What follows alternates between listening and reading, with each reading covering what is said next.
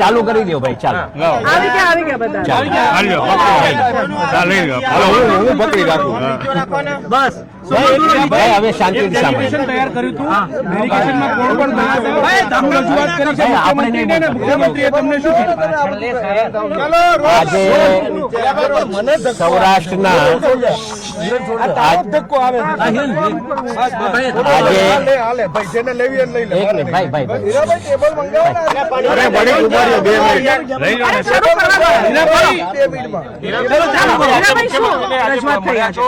રજૂઆત કરવામાં આવી છે, શું મુદ્દા મુખ્ય છે સમાજ વતી? આપણે આજે સૌરાષ્ટ્રના 15 ધારાસભ્યશ્રીઓ, 3 સાંસદો, કેબિનેટ કક્ષાના મંત્રી શ્રી કુંવરજીભાઈ બાવળિયા, રાજેશભાઈ ચુડાસમા, કેન્દ્રીય મંત્રી નિમુબેન સહિત 15 ધારાસભ્યશ્રીઓ અને મારા મોટાભાઈ પરસોત્તમભાઈ સોલંકી સાહેબના અધ્યક્ષસ્થાને મુખ્યમંત્રી સાહેબ સાથે એક મુલાકાત કરીને એક આવેદનપત્ર અમે આપ્યું છે.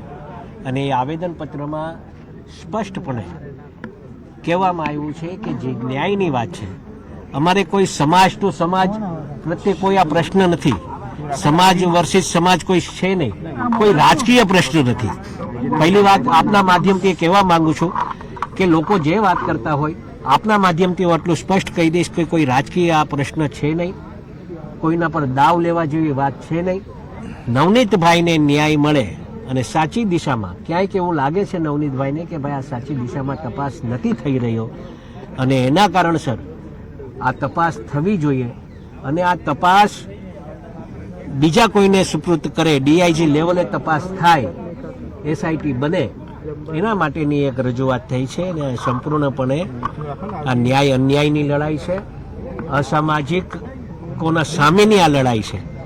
એટલે કોઈ સમાજ અસામાજિક હોતો નથી, પણ વ્યક્તિ જે અસામાજિકો છે એને દંડ આપવા માટેની આ કાર્યવાહી કરવા માટે આખો સમાજ અમારો એકત્રિત થયેલો.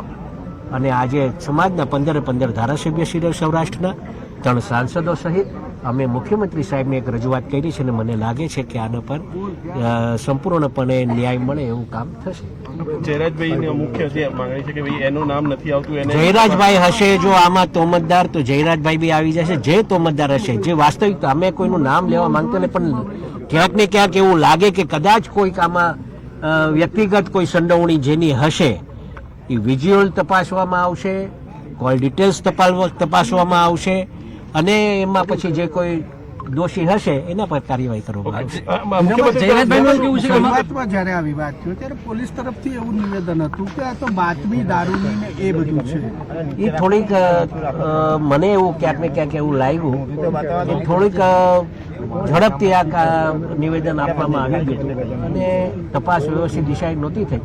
અને એના પછી જે તપાસ થઈ રહી છે એ અમને લાગે છે કે આ તપાસ મુખ્યમંત્રી શું કર્યું? આપણે રજૂઆત કરી, મુખ્યમંત્રી શું કર્યું? મુખ્યમંત્રી સાહેબે સ્પષ્ટ કીધું છે કે આમાં જે ન્યાયની વાત હશે, જે સાચું હશે એ જ કરશે.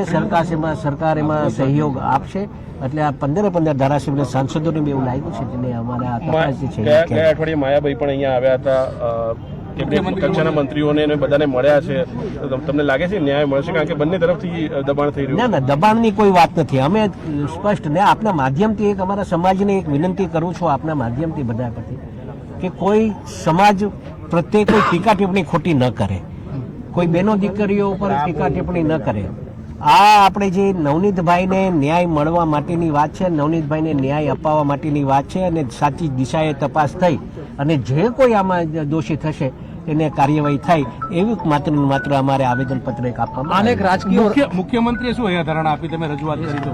બસ સાહેબે એ જ કીધું છે કે સાચી દિશાએ તપાસ થશે અને આમાં કોઈ રાજકીય, બીજી વાત એક કરું, કોઈ રાજકીય દાવપેચ આમાં લેવા માંગતા નથી. જે કોઈ મીડિયાના માધ્યમથી ઘણીવાર મેં આમાં જોયું છે કે હીરાભાઈને આનો વાંધો છે, હીરાભાઈને આના સાથે વાંધો છે, તો એવું બિલકુલ બી નહીં, બિલકુલ બી છે નહીં. ને ક્યારેય આવા દાવપેચ લેવા માટે હું ક્યારેય કામ કર્યું નથી ને આ ભવિષ્યમાં બી ક્યારે આવું કામ કરીશ નહીં. માત્ર ને માત્ર આ તો ન્યાય અને અન્યાયની લડાઈ છે અને અમે માનીએ છીએ કે જે લોકો સાથે આ બનાવ બન્યો છે એને ન્યાય મળે એ માટેની જ આ સંપૂર્ણપણે વાત છે. Thank you.